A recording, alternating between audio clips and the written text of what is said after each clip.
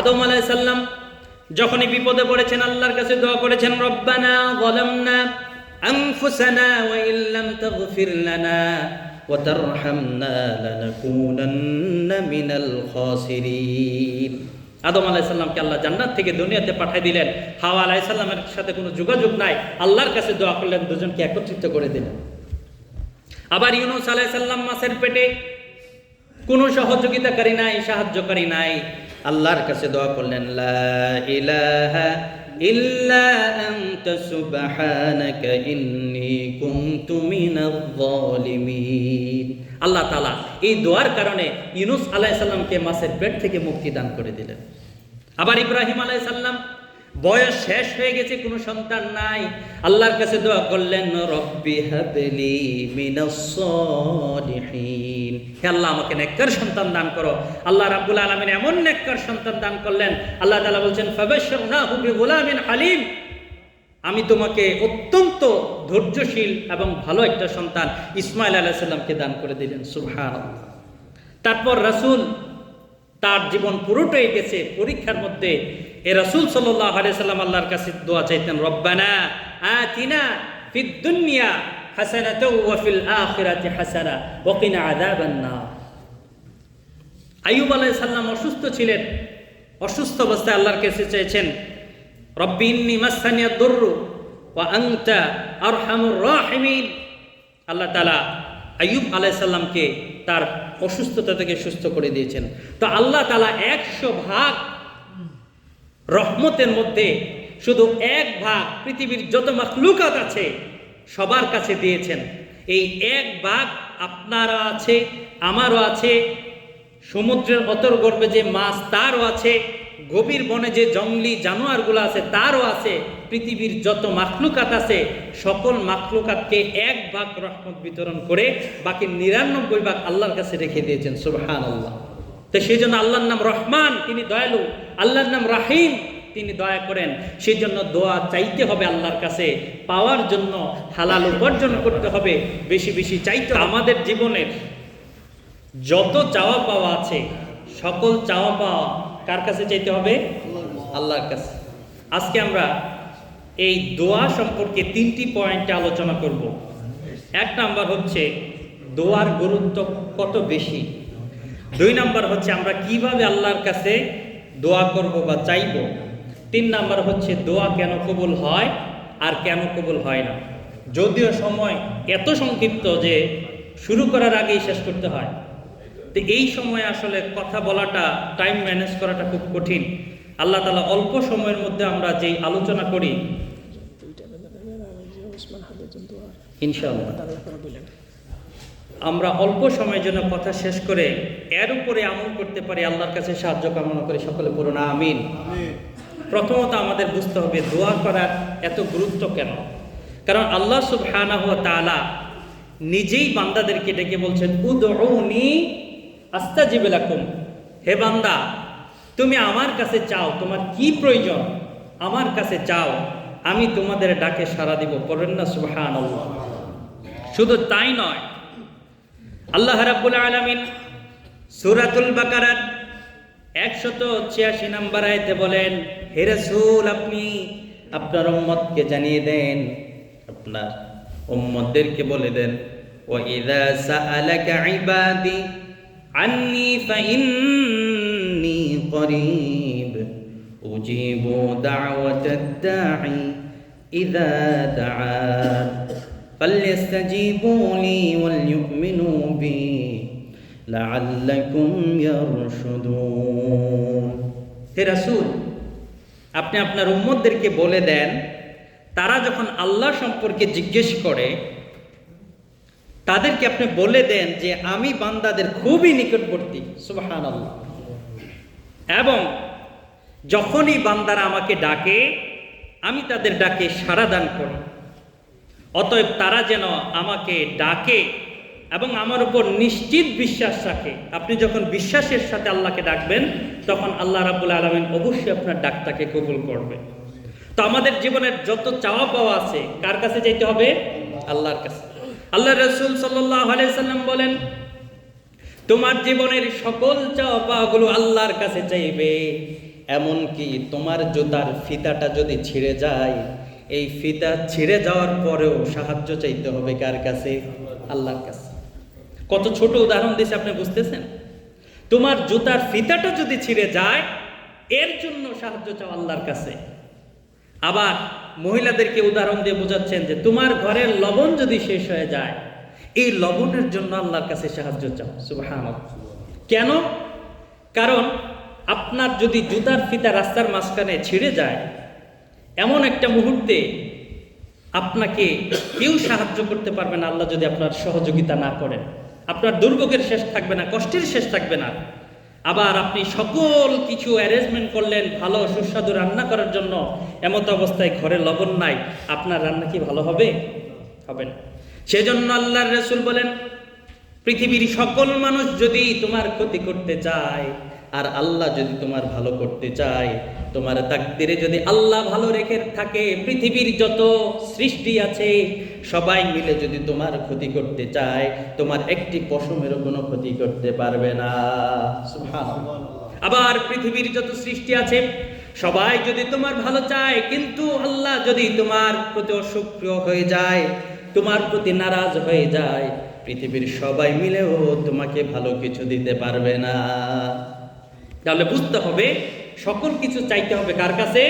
আল্লাহর কাছে। এটা হচ্ছে 1 নম্বর পয়েন্ট। এবার আসেন 2 নম্বর পয়েন্ট, কিভাবে আমরা আল্লাহর কাছে চাইব। চাওয়ার কিছু সিস্টেম আছে যে এইভাবে চাইলে আল্লাহ তাআলা দ্রুত আমাদের দোয়াকে কবুল করেন। এই চাওয়ার 1 নম্বর পদ্ধতি হচ্ছে আমাদের মধ্যে ঈমান থাকতে হবে। কি থাকতে হবে? ঈমান। আল্লাহর প্রতি অগাধ বিশ্বাস থাকতে হবে যে আমি যেটাই চাইবো না কেন, আল্লাহ তাআলা আমাকে এটা দিতে সক্ষম। পৃথিবীর কেউ না দিতে পারলেও সেটা আল্লাহ তাআলা আমাদেরকে দিতে পারেন। 2 নম্বর হচ্ছে আমরা যখন দোয়া করব, দোয়ার জন্য কিছু প্রিপারেশন আছে, প্রস্তুতি আছে।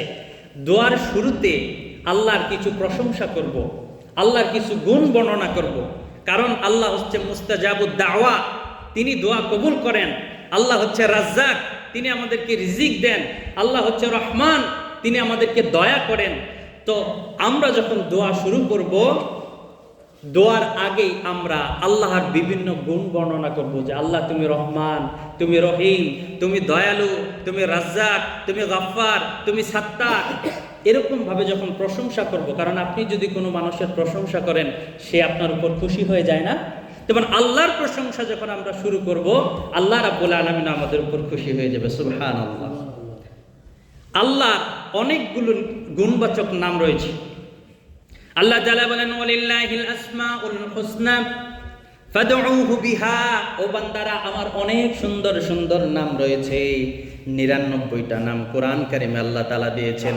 এত সুন্দর সুন্দর নাম রয়েছে, যেই নামে তোমার পছন্দ, যেই নামটা তোমার ভালো লাগে, তুমি সেই নামেই ডাকো, আর আমি সঙ্গে সঙ্গেই তোমার ডাকে সাড়া দেব। সুবহানাল্লাহ। তাহলে 99টা নাম সকলেই জানি। গুগলে সার্চ দেন, সাথে সাথে 99টা নাম, বাংলা ইংরেজি বলেন, অঙ্ক বলেন, যেভাবেই বলেন এটা চলে আসবে।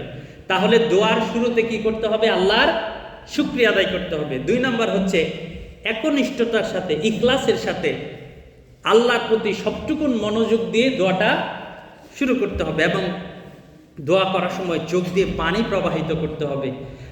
পানি না আসলেও কান্নার ভান ধরতে হবে। কারণ বাচ্চারা অনেক সময় বাবা মার কাছে অনেক কিছু চায়, সব সময় সে কাঁদে না, অনেক সময় কান্নার ভান করে থাকে, যাতে বাবা মায়ের মনটা নরম হয়। আপনিও চাইবেন আল্লাহর কাছে, আল্লাহর ধনভাণ্ডারে দেওয়ার মতো সব কিছুই আছে, নাই বলতে কোনো শব্দ নাই। সেখান থেকে আপনাকেও নিতে হবে, আমাকেও নিতে হবে। কিভাবে নিব? একদম নতজানু হয়ে যেতে হবে। 3 নাম্বার হচ্ছে আমরা যখন দোয়া করব তখন রাসূলুল্লাহ সাল্লাল্লাহু আলাইহি সাল্লামের উপর দরুদ পড়তে হবে। দরুদ তো সকলেই পারেন, একটা কমন দরুদ, আল্লাহুম্মা সাল্লি আলা মুহাম্মাদ ওয়া আলা আলি মুহাম্মাদ। সকলে পারেন না?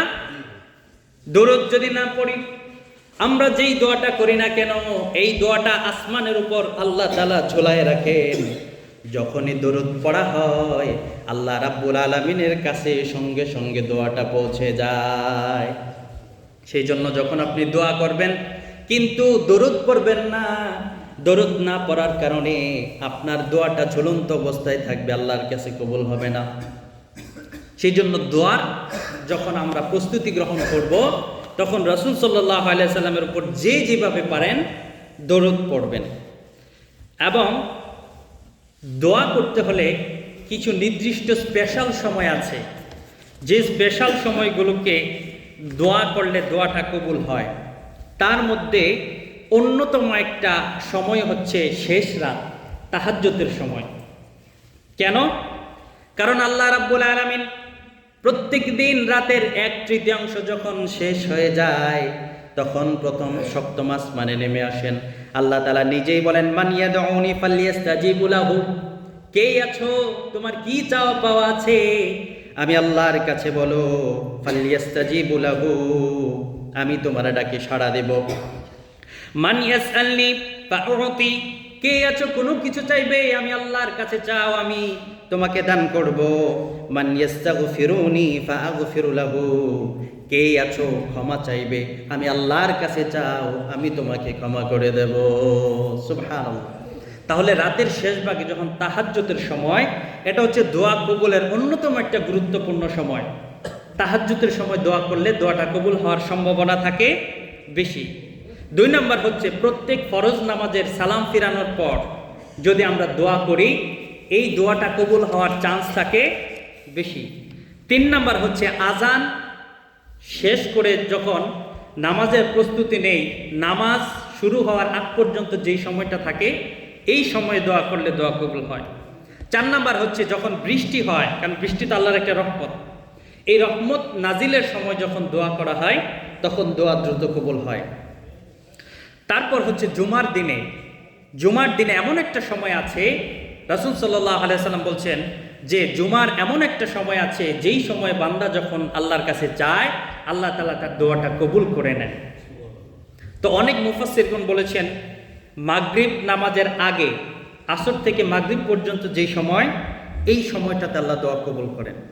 আরেকটা দোয়া কবুলের সময় হচ্ছে সিজদা, যখন আমরা দেই নফল নামাজের সিজদা, এই সিজদার সময় যখন আমরা দোয়া করি, আল্লাহ তাআলা দোয়াকে কবুল করেন। কেন? রাসূল সাল্লাল্লাহু আলাইহি সাল্লাম বলেছেন, আকরাবু মা ইয়াকুনু লাহুল আবদু ওয়া হুয়া সাজিদুন ফাআকসিরুদ দুআ, বান্দা যখন সিজদা করে আল্লাহর অতি নিকটবর্তী হয়ে যায়, কাজেই তোমরা সিজদার মধ্যে বেশি বেশি করে আল্লাহর কাছে চাইতে থাকো। সিজদার মধ্যে কান্নাকাটি করে তোমরা বেশি বেশি দোয়া করো। আর কিছু দোয়া আছে যেটা সুপার পাওয়ারের মতো, অবশ্যই কবুল হয়, কবুল হওয়ার চান্স থাকে বেশি। 3টা শ্রেণীর দোয়া কবুল হওয়ার চান্স থাকে বেশি। 1 নাম্বার হচ্ছে বিপদগ্রস্তের দোয়া, মাজলুমের দোয়া। রাসূল সাল্লাল্লাহু আলাইহি সাল্লাম বলেছেন, সালাসাতুন দাওয়াতুল মুস্তাজাব, 3 শ্রেণীর দোয়া আল্লাহ তাআলা সঙ্গে সঙ্গে কবুল করে নেন। 1 নাম্বার হচ্ছে দাওয়াতুল মুসাফিরের দোয়া, দাওয়াতুল মাজলুম, মাজলুমের দোয়া, এবং দাওয়াতুল ওয়ালিদাইন, পিতামাতার দোয়া। তাহলে 3টা শ্রেণীর দোয়া পাইলাম, যেটা আল্লাহ বুলেটের মতো কবুল করেন। একটা হচ্ছে আপনি যখন মুসাফির, অর্থাৎ 48 মাইলের বেশি যখন আপনি ভ্রমণ করবেন, তখন যদি আল্লাহর কাছে দোয়া চান, আল্লাহ কি করেন? দোয়া দ্রুত কবুল করেন।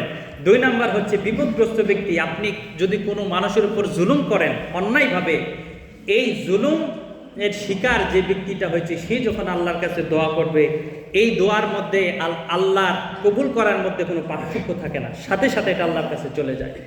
3 নাম্বার হচ্ছে পিতামাতা যখন সন্তানের জন্য দোয়া করে, এই দোয়াটা আল্লাহ দ্রুত কবুল করেন। সেই জন্য ভালো দোয়া করলে কবুল হয়, খারাপ দোয়া কবুল হয়। সেই জন্য পিতামাতার সাথে কখনো কোনো খারাপ ব্যবহার করা যাবে না। তারপর সন্তান যখন আবার পিতামাতার জন্য দোয়া করে, আল্লাহ সেটাও কবুল করেন। অসুস্থ অবস্থায়, আপনি যখন অসুস্থ হয়ে যান, এই অসুস্থ অবস্থায় যখন দোয়া করবেন, আল্লাহ তাআলা এই অসুস্থ ব্যক্তির দোয়া কি করেন? কবুল করেন। তাহলে আমরা জানতে পারলাম, 1 নম্বরে জানতে পারলাম দোয়ার এত গুরুত্ব কেন। কারণ আল্লাহ নিজেই বান্দাদেরকে ডাকতে থাকেন যে তোমার কি প্রয়োজন, আমার কাছে চাও, আমি তোমাকে দেব। পৃথিবীর মানুষের পদ্ধতি হচ্ছে, সিস্টেম হচ্ছে, আপনি একটা মানুষকে যতবার ডাকবেন, সে 1বার 2বার ভালো থাকবে, 3য়বার সে আপনার ডাকে বিরক্ত হয়ে যাবে। আর আল্লাহ তাআলা বলতেছেন, মান লাম ইয়াসআলিল্লাহ, যে আমাকে ডাকে না, ইয়াগদাব আলাইহি, আল্লাহ রাব্বুল আলামিন তার উপর রাগ করেন, কি ব্যাপার, আমার বান্দা আমাকে ডাকে না কেন, আমার কাছে চায় না কেন, আমি ছাড়া কি পৃথিবীর এমন কোনো শক্তি আছে নাকি যে তাকে সহযোগিতা করতে পারে, অন্যায় থেকে বাঁচাতে পারে, বিপদ থেকে বাঁচাতে পারে? আল্লাহ ছাড়া এমন কোনো সহযোগিতা নাই, সাহায্যকারী নাই। তাহলে যেই বান্দা আল্লাহকে ডাকে না, আল্লাহ তার উপর কি হন? নারাজ হন। প্যারে হাজিরিন, তো আমরা জানলাম যে দোয়ার গুরুত্ব, কিভাবে দোয়া চাইতে হবে। আরেকটা দোয়া কবুলের গুরুত্বপূর্ণ বিষয় হচ্ছে হালাল ইনকাম হতে হবে। এটা খুবই গুরুত্বপূর্ণ বিষয়, কারণ আল্লাহ সুবহানাহু ওয়া তাআলা কোরআন কারিমে বলছেন, কুলু মিন তাইয়্যিবাতিন মা রাযাকনাকুম, তোমাদেরকে আমি যেই পবিত্র হালাল জিনিস জীবিকা দিয়েছি, এই হালাল তোমরা পান করো, হালাল খাবার গ্রহণ করো। রাসূল সাল্লাল্লাহু আলাইহি সাল্লাম বলেছেন, দোয়া কবুলের অন্যতম একটা গুরুত্বপূর্ণ উপাদান হচ্ছে হালাল খাবার গ্রহণ করা। কারণ আল্লাহ তাআলা হচ্ছে পবিত্র এবং তিনি পবিত্রতাকেই ভালোবাসেন। কোনো অপবিত্র, কোনো হারাম, কোনো নাফাকি, কোনো কুফরি জিনিস আল্লাহ তাআলা পছন্দ করেন না। একবার রাসূল সাল্লাল্লাহু আলাইহি সাল্লাম বললেন যে এক ব্যক্তি সে নামাজ পড়ে আল্লাহর কাছে দোয়া করতেছে, অথচ এই লোকের ইনকাম হারাম, আল্লাহ রাব্বুল আলামিন কিভাবে তার দোয়াটা কবুল করবে? সেজন্য দোয়া কবুলের জন্য অন্যতম একটা শর্ত হচ্ছে কি করা? হালাল ইনকাম করা। সেজন্য আল্লাহর কাছে বেশি বেশি চাইতে হবে, আল্লাহ যেই পথে হালাল ইনকাম তুমি সেই পথে আমাদেরকে রাখো, আর যেই পথে হারাম ইনকাম আমাদেরকে হারাম থেকে বাঁচিয়ে রাখো। যারা বিভিন্ন ডিপার্টমেন্টের মালিক হওয়ার সৌভাগ্য হয়েছে, আল্লাহ তাআলা যাদেরকে জীবিকা নির্বাহের জন্য দোকান পরিচালনার দায়িত্ব দিয়েছে, যারা মুসলিম, তাদের অবশ্যই উচিত হালাল জিনিসগুলোকে অগ্রাধিকার দিয়ে হারামগুলো থেকে বিরত থাকা। আল্লাহর কাছে বেশি বেশি চাইবেন। আমার অনেক কষ্ট লাগে যখন দেখি কোনো মুসলমানের দোকানে বিয়ার বিক্রি হয়, মদ বিক্রি হয়। এগুলো তো ভাই পবিত্র জিনিস না, এগুলোর কারণে আপনার বরকত নষ্ট হয়ে যেতে পারে, আল্লাহ আপনার উপর অসন্তুষ্ট হতে পারেন। আপনার দোকানে 100টা আইটেম, তার মধ্যে শুধু একটা আইটেম হচ্ছে বিয়ার, এটাকে কি আপনি ফেলে দিতে পারেন না? এটা করলে কি আপনার ব্যবসা ধস নেমে যাবে? কখনোই না। আল্লাহ তাআলার প্রতি আপনি যেভাবে আল্লাহ তাআলার প্রতি বিশ্বাস রাখবেন, আল্লাহ তাআলা ঠিক সেইভাবে আপনাকে পরিচালিত করবে।